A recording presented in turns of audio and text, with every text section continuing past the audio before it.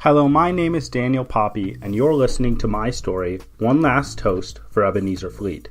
If you prefer to read this story, all text will be coming out in the form of blog posts on my website, danielpoppy.com. Poppy is spelled P-O-P-P-I-E. If you are listening on YouTube and would like a more convenient way to listen to the story, be aware that it is put up as a podcast as well. Thank you for your support, and I hope you enjoy One Last Toast for Ebenezer Fleet.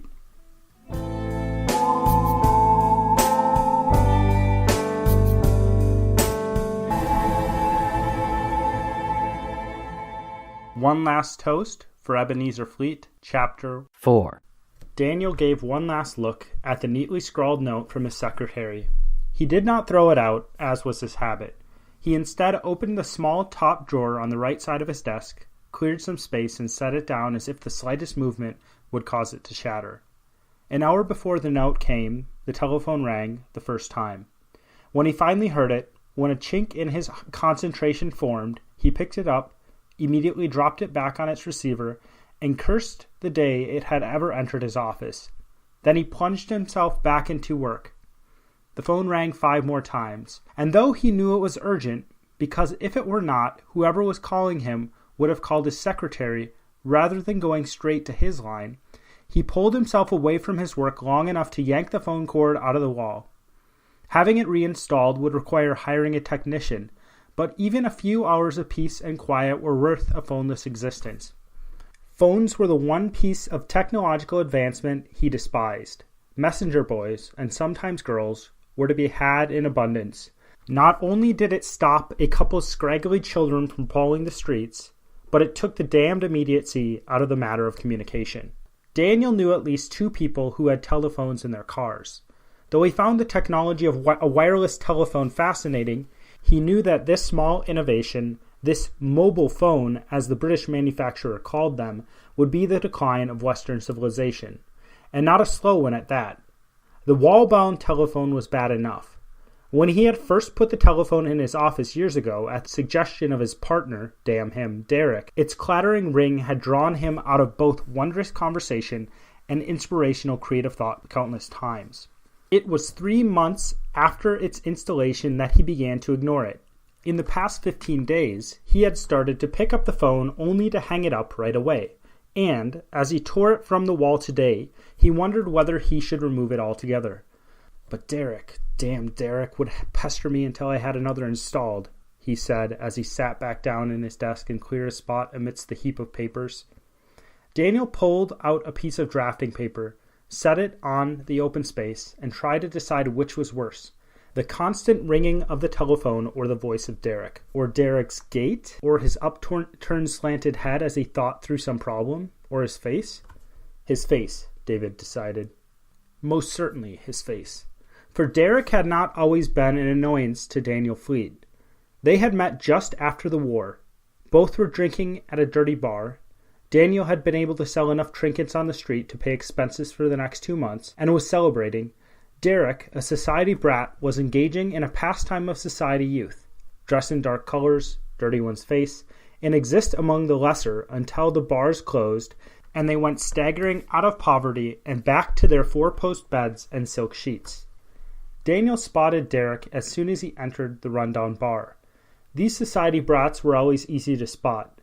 For whatever reason, those born of the upper crust always underestimated the impoverished.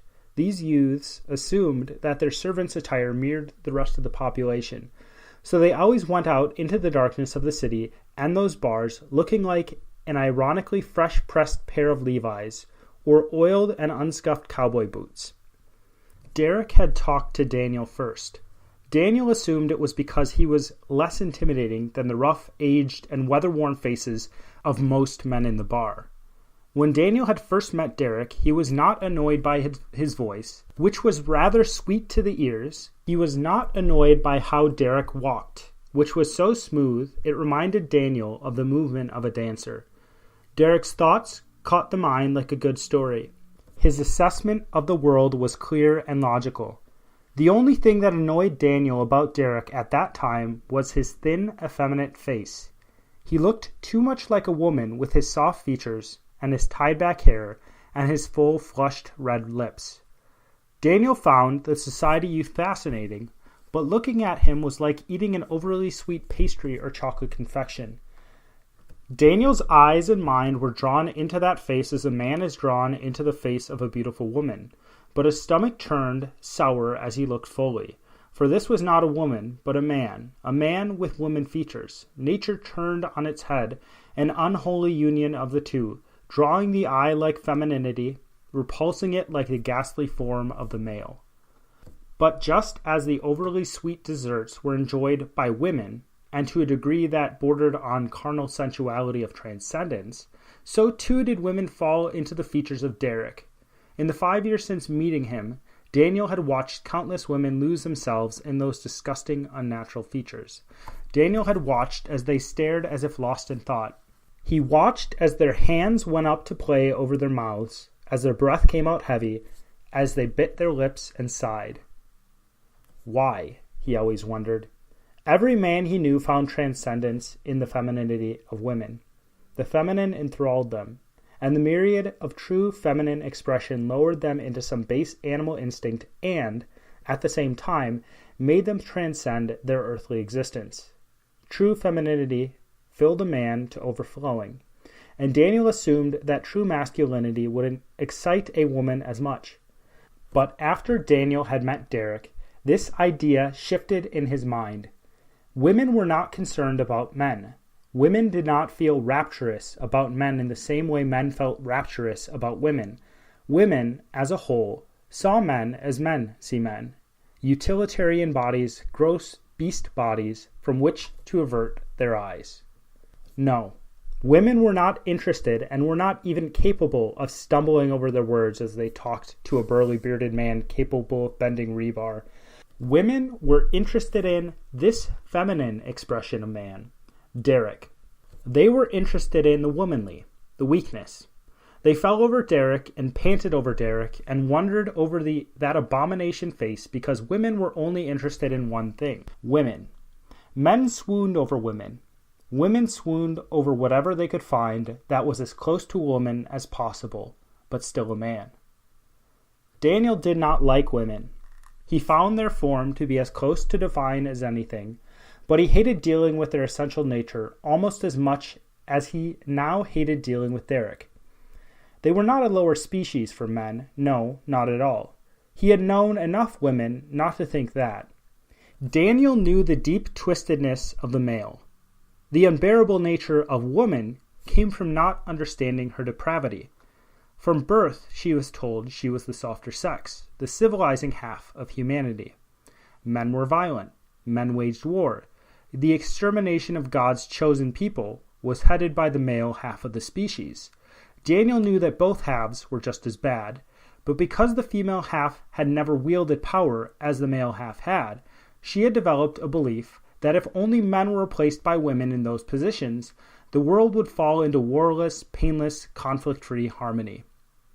The feminine mystique was certainly more complex than the male. Not better, not more useful.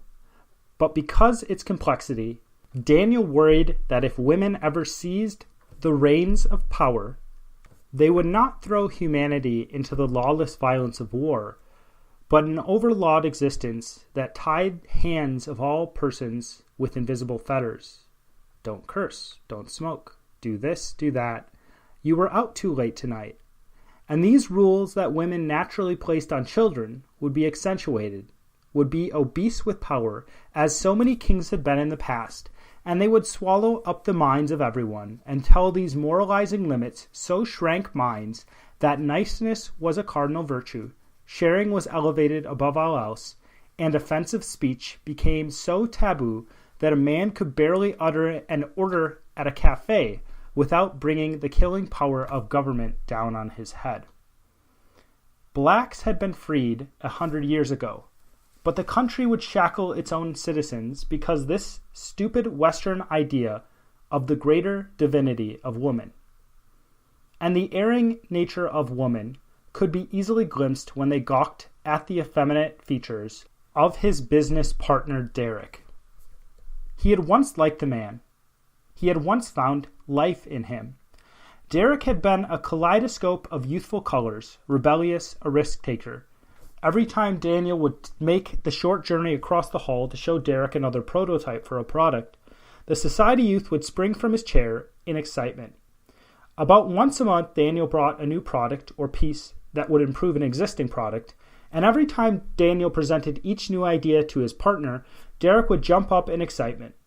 The division of labor quickly became clear. Daniel delivered ideas, and Derek turned those ideas into money. This symbiotic benefit lasted for 3 years, but during the 4th year of their partnership, the enthusiasm for Daniel's ideas dwindled. The kaleidoscope youth faded. He became gray. He became flat. For the past 6 months, he had waved his hand in the direction of the factory floor.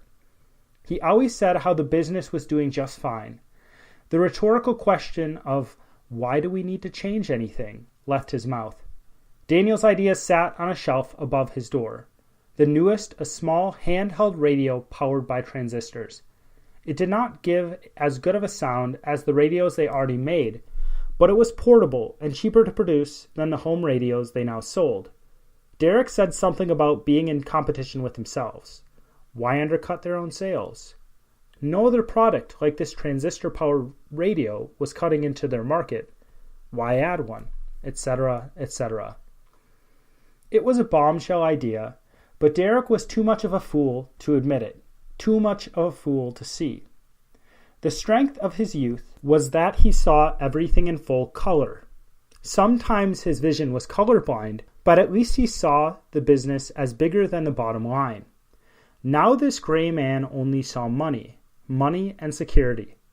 And if it would sink his partner, Daniel would have wished bankruptcy and destitution on the business. Besides merely hating Derek's feminine features, Daniel had grown to hate everything about the man. His delicate hands, his moderate voice, his stilted gait, his perfectly pressed suits. The fact that he was the one who insisted a phone be installed in Daniel's office was the icing on the cake, or rather, the shit icing on the shit cake. The phone, of course, would have been an extreme annoyance, a ringing Satan from hell, but the fact that Derek had been behind putting it in his office made its ringing worse. The ringing was mitigated by a quick tug on the cord that brought the contraption to silence and the plaster out of the wall. The thoughts of his partner were replaced by the note that was now in the small drawer of his desk, a note he had read quickly, a note whose words he comprehended individually, but a note that he could not fully comprehend until he had read it at least 4 times. Now every word echoed through him as he tried to work. "Daniel, your father is in the hospital. A robbery at the store. Serious. Please come quickly. Mother." "An attack," he muttered. He had sent the messenger boy away too quickly. He had a wish to send a note back for clarification. What had happened in the attack? Did the attacker or attackers have weapons? Every question seemed to circle his mind but one. How is father doing? He wanted to know. Sure, he wanted to know. But the relationship between himself and his father had become tainted. It was a disagreement, a fight, an outburst. He was not sure what to call it. A shattering. And all the king's horses and all the king's men did not even know which questions to ask to begin putting it back together. He pushed the thought of his father out of his mind. The note was in the drawer. Out of sight, out of mind, he muttered as he went back to work. He drew a new prototype. He knew it would receive quick rejection from Derek, but he drew it anyway. He pulled a line. A hospital room pushed its way into his consciousness. He drew a half circle. His mother's short form stood in the room, just a silhouette. The circuitry came alive on the page. The solemn figures of his brothers flanked his mother. The page filled. The doctor droned. He heard a machine beeping. A cart shuffled outside in the hall. He heard a knock at the door. Daniel heard a sigh from Ezekiel, that same stressed-out, tired sigh his younger brother always gave. Isaiah commented. Jeremiah asked a question. A knock again. Daniel looked up.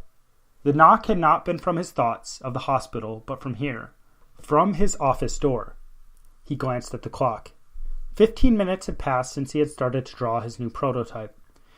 15 minutes had passed since he had read that note, hid it in his desk drawer, and tried to stop himself from painting that picture of the hospital, his mother, his brothers, and... "Come in," he called as he pushed the rest of the thought aside. He did not look up at first. He kept his face fixed on the paper before him. He scratched out a few missed lines, and he wrote a few notes on the bottom to explain the functioning of certain parts. "Daniel?" Daniel looked up. A tall, thin man stood before him, the age of his father. He was dressed in a tailored suit. A gleaming watch was on one wrist, and he wore round spectacles. As he entered, a peace seemed to radiate from him and fill the room. Joseph Walker, one of, if not the, primary and most important businessmen in the city. He had started out his career in academia, law, and after a 2-year university career at Yale, he had opened a firm in Chicago. Then his father became sick. Joseph Walker moved back home. He tried law, but what he called the Negro dilemma drove him into politics, which eventually drove him into the technological sector of the economy. He manufactured computers. Daniel did not see why the man had decided upon computers. He did not see how something irrelevant to the general public could ever make one rich. But Joseph Walker became eminently successful in the computer industry in only a few years. "Technology, Dan," he said. He always called him Dan when excitement overtook his formality. "I don't see why computers won't be one of the largest industries on the earth in the next 50 years.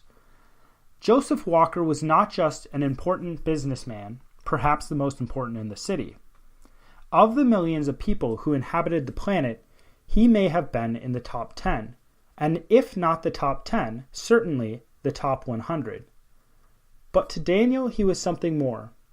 When Daniel had left his parents' home, he had nothing. He had lived on the streets. It was fall. The weather was beginning to get cold. With enough money to buy a little food, but not enough to find proper housing, he had sought out the refuge of a diner for warmth, and had ordered the largest meal they had on the menu. Joseph, though dressed more modestly, had been sipping coffee nearby, and after Daniel had ordered food, he had commented on the appetite of the young man. Daniel had nodded back at the question. He did not speak. He instead felt a burr of annoyance go through him. The man had reminded him of his father in some way. Daniel could not pinpoint the exact aspect of the man that reminded him of his father, but every time he looked at him, he swore the two men must have been related, maybe distantly, but related, certainly. Was it the cadence of his voice? Was it his posture? Was it a feature all fathers shared and so seemed to be of the same lineage? "Your mother, I'm sure, could make a better meal than the cook here," Joseph had continued when Daniel did not answer. The waitress scoffed. Daniel laughed. "I heard about your father," the now older Joseph said to Daniel as he closed the office door. Daniel thought of the note in the top drawer. He conjured the hospital room. He saw his mother. He saw his brothers. He pushed the next thought away before it could fully form in his mind. "You're still working?" Joseph asked. Daniel heard concern in his voice. Daniel finished pulling another line. He looked at the clean draft he had just drawn. Perfectly straight lines, not a single smudge from an eraser. He had not always been so good. Daniel set the pencil next to the paper. He looked up to Joseph. He found comfort in those warm, sympathetic eyes, and he wished he had been born to this man rather than Ebenezer Fleet. How much better would it have been to grow up under the rich tutelage of Joseph Walker? Joseph's wealth did not even factor into Daniel's wish. Joseph loved knowledge. Joseph took risks. Ebenezer Fleet was a harsh taskmaster who saw the world as little more than pain and struggle. Ebenezer was defeatist. He believed a man lived, he suffered, he died. When it was all said and done, he would be judged, and if he found himself securely under the grace of the Almighty, he would arrive in paradise and live in the eternal present of that divine eternal presence. Reward would come posthumously, and no satisfaction would ever be found in this life. The whole purpose of humanity was not progress.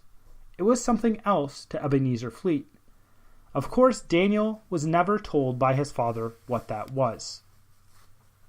Joseph did see humanity as having a divine spark of some kind, but he told Daniel he thought that spark had sprung up in the human animal out of accident.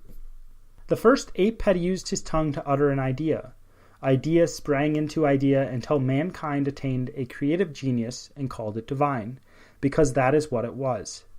Somehow, humanity had achieved the thinnest sliver of the divine apart from a deity. But humanity, in his estimation, was incomplete. Joseph Walker was a practical man, a utilitarian. He realized he was mortal as all men are. Time was precious, and therefore, doing anything to waste that time was discarded. Religion was one of those things. A spiritual reality was unprovable and disregarded by him. But the idea of divinity was not disregarded by Joseph, because Joseph had seen divinity. He had experienced it in himself, and he said he experienced it in Daniel. According to him, it was a wholly human creation, but instead of the full purpose of mankind being suffering to arrive in a new Eden completed by a God figure, Joseph saw humanity crawling out of this partial divinity into full divinity. The destiny of mankind was to fully shed his animal skin and become God. An incarnate Christ did not complete humanity and the story of humanity. In the estimation of Joseph Walker, that would be achieved by man himself. Though Daniel did not know if he agreed with Joseph's ideas in all their details, he sympathized. "I heard about your father," Joseph said. "Might have been his fault," Daniel answered. Joseph frowned, disapproving, like a father. "Do you plan on working until you forget?" he asked. "If I can. It isn't as if I can take a day off," Daniel answered. He glanced down at the design he had just drafted. He was sure Derek would reject it as well. "Daniel." This word from Joseph held the care of a doting father. "You'll fail. Some things cannot be ignored. Death, love, passion. When a rift forms between two people who are so close, it turns into a shallow ghost stuck repeating the same painful memory. My father and I aren't close. We were never close," Daniel answered. He hoped the retort would shift the conversation. The relationship between Daniel and his father, as he saw it, was a broken situation. What he needed was not advice about his father. He had another problem. The problem sat across the hall in a plush office. His name was Derek. If only Joseph would help him navigate the sick prettiness of his stubborn partner. Joseph did not answer Daniel's retort at first. He only smiled, as if he knew what Daniel had intended the comment to do. "Dan," Joseph said as he continued to smile. His eyes were warm, slightly amused. "There is no relationship between a father and a son that isn't close. Even if that man is a tyrant, it is the most important relationship in your life. You come from your mother, but your fate is tied to your father's. Who he is, what he has done, whether good or bad. He is, if not the pattern you find yourself falling into out of genetic impulse or obligation, at least the catalyst for your lifelong behaviors, emotions, and beliefs." Joseph's face softened, the serious softness of a father only wishing to keep a beloved son from harm. "We haven't yet gone beyond these bodies, Daniel. We haven't freed ourselves from the necessity of mother and father. We only have an infant psychology that can do little more than make dogs drool. And if I were to hazard a guess, I would say brain science we now have is little more than wasted energy. Perhaps in your lifetime, you'll one day be able to be free of the physical restraints of the body, freed from your DNA.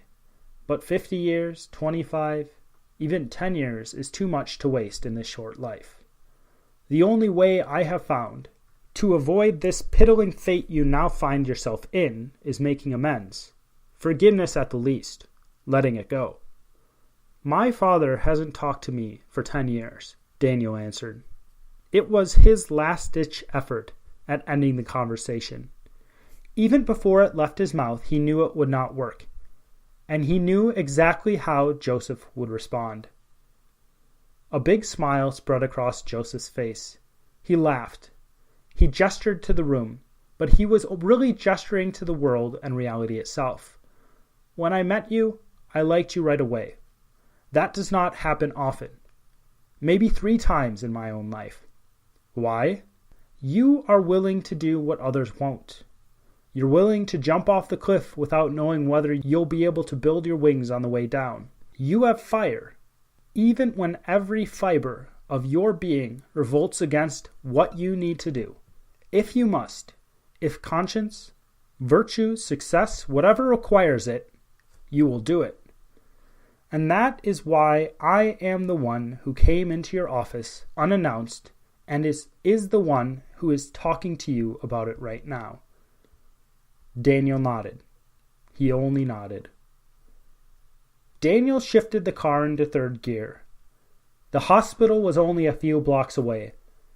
Daniel had lied to Joseph about not being close to his father. He might have even been his father's favorite child. The favoritism was due to the order of the world. His father loved work. His father loved his business, and Daniel did as well. When Ebenezer Fleet told his sons they had to help him at the store, Daniel jumped at the chance. It was not just that. Every time Daniel was at the store, his father's eyes lit up with pleasure. The man moved faster. He seemed a decade younger, and every step of his old man's seemed to have a spring in it. But the change in the old man did not last. At 15, Daniel noticed that a specific candy bar sold well in other stores, and he suggested his father order some and place them in front of the till. His father barely waved the suggestion away as if it were such a bad suggestion it did not even deserve a thought. Daniel let the rebuff go without much thought the first time. It was a few months later when he was rebuffed again. Daniel passed the hospital, turned into the parking lot. As the car stopped, the sun shone in his eyes. He let the warmth fill the car. He saw the white blinding light. He saw the red and black of his eyelids. He saw the dashboard. And finally he saw his father in his mind, that slowly stooping man. 3 more suggestions from Daniel on how to improve the store brought a bark from his father. Another brought a growl. Daniel remembered the silent months that followed. And those silent days were sour days, endless days watching the clock. Daniel grabbed the door handle. He swung the car door open. As he stepped into the hot sun of the parking lot, he brought a hand up to shield his eyes. Sand and gravel crunched under his feet as he walked to the hospital doors. A man opened the door in front of him, and after the man had passed, Daniel grabbed the door and slipped inside. Time to make amends? He asked himself as he stepped into the light green hallway of the hospital. A nurse rushed past as he moved to the reception desk. The receptionist was distracted by a telephone call, and he waited in silence for her to finish. When he was still working at his father's shop during those silent days, he decided the only way his father would pay any mind to his ideas was if he saw them in action. His father was hesitant to try anything new. His was a generation that had been filled with optimistic youth. It was a turn from the barbarism of the past toward a period of enlightenment and technological advancement. The world was being examined, and every day new theories were being developed. Throughout the history of mankind, people had been living very much the same generation after generation. And in his father's lifetime, in an instant, factories sprang up. Electric light lined the streets. Automobiles chugged past. The first flight, a whole generation of young people looked toward the future with hope. Then marching off to the First World War. A front line of millions.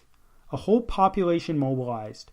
Tens of thousands, hundreds of thousands of young men dying in a single battle, and more than 1,000,000 dying in some. The hopeful youths were reduced to numbers, and Daniel was sure this was the reason behind the rigidity of his father. No, his father would not simply try something new. No, Daniel needed to trick him. Daniel needed to implement the idea, let it work, and show his father the benefit of taking the risk. "Can I help you?" the receptionist asked. Daniel said his father's name, Ebenezer Fleet. The receptionist checked a blackboard. "Room 223B, she answered and pointed down the hallway to Daniel's left. Daniel waited for further instruction, but the receptionist stuck the phone back to her ear and continued to talk. Daniel nodded, though he knew she would not notice. Then he turned and started down the poorly lit corridor. The antiseptic smell curled up into his nose, and he grimaced. He did not like this place. At 17, Daniel's uncle became sick. His father was the only remaining sibling, so for 2 weeks his father was forced to go to Ireland to take care of his brother's estate. Because the war was on, Ebenezer's eldest son was off to war, so the duty of running the store was left to Daniel. Daniel only changed one thing. He was cognizant that any change was likely to upset his father, so he only ordered the candy bar he had first suggested to his father. It was a simple formula for a treat: chocolate, nougat, caramel, peanuts, but young people loved it, especially young men, and Daniel thought he knew why. Daniel only knew a few of the United States presidents. He knew of Lincoln. He knew of Washington. He knew of the one that was fat, that had died in a bathtub or something like that. One of them had given too long of an inaugural address and paid for his sins by dying a few days into his presidency. Most were boring to his 17-year-old self, but Robert Dallimore was more like a cowboy than a president, more like a tough detective, a great hunter, or the Count of Monte Cristo. The person of Robert Dallimore had always caught his boyhood imagination, and Robert Dallimore always carried around candy bars, and he always carried around a certain kind, and it was often said that he would pull them out during cabinet meetings and snack. When his father left for Ireland, Daniel bought several boxes of these candy bars. He set them up near the till, he put a sign in the window, and he watched as they disappeared. And Daniel felt delight.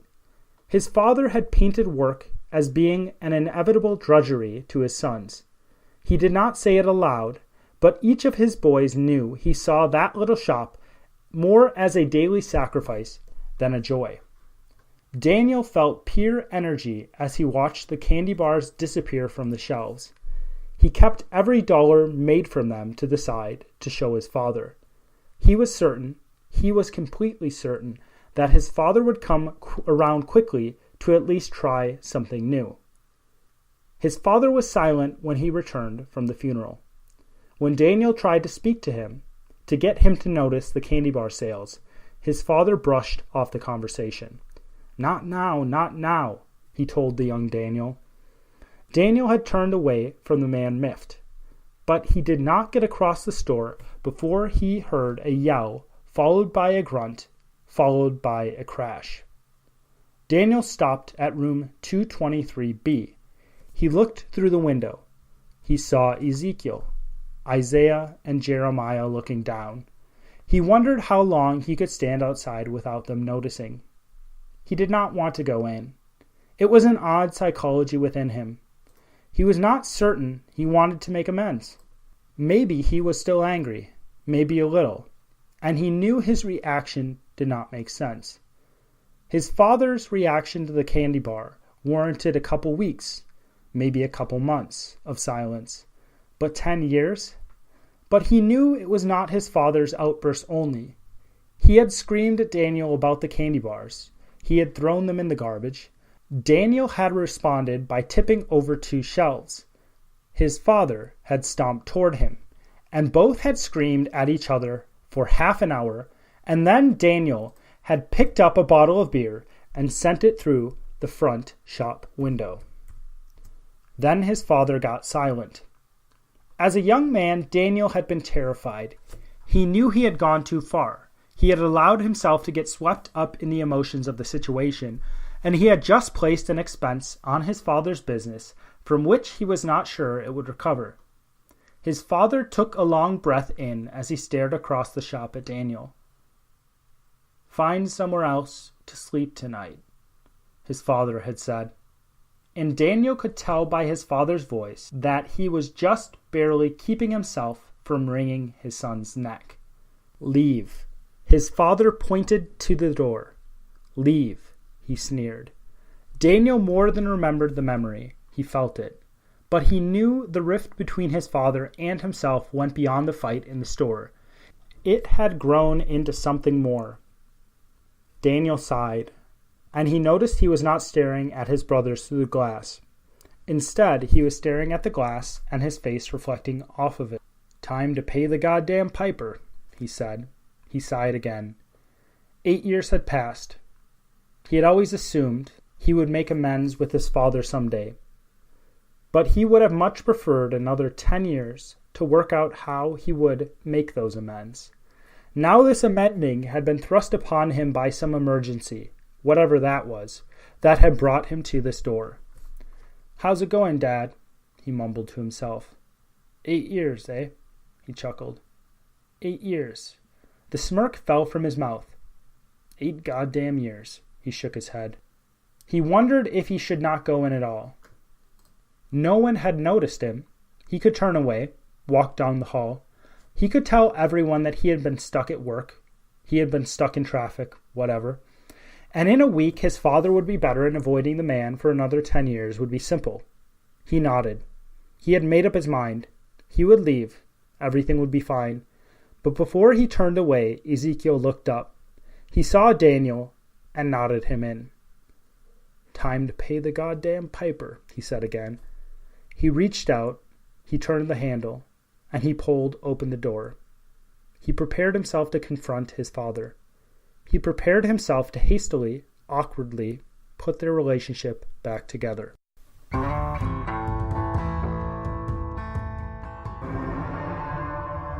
If you enjoyed One Last Toast for Ebenezer Fleet and would like to show your support, the biggest way you can do that is by heading over to iTunes and giving this podcast a 5-star review. If you want to support me further, follow me on Facebook, Twitter, or Instagram. Hit that subscribe button on YouTube, or hit that subscribe button on your podcast app. If you're itching for something similar and can't wait week to week, you can always buy my book, The Ninth Hour, on Amazon for 99 cents. Thank you for your support ahead of time, and I'll see you next week on One Last Toast for Ebenezer Fleet.